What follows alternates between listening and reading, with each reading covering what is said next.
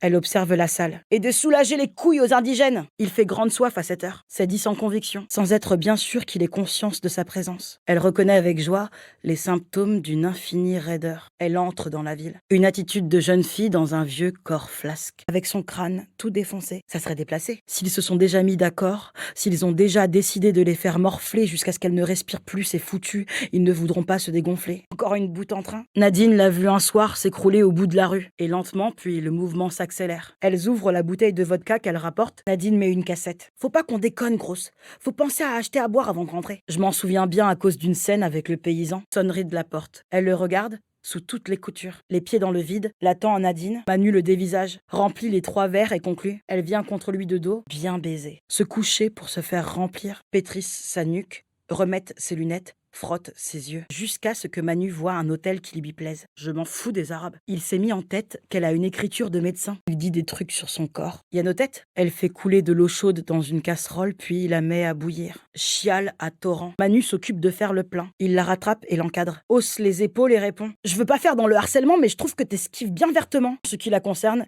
elle en a pris pour son grade et elle voudrait surtout dormir. Cette bouche-là contre sa peau. J'ai la situation bien en main. Elle voudrait que Carla se calme. Surtout qu'il ne la bute pas, alors que c'était pas prévu. Il est sublime et héroïque. On a bien cru que la fourgonnette était pour nous. Nadine rit. Régulièrement, elle interpelle les passants. Qu'est-ce que tu veux que je te dise? Elle cherche un blouson pas trop taché dans le tas de linge sale. Elle rentre à pied.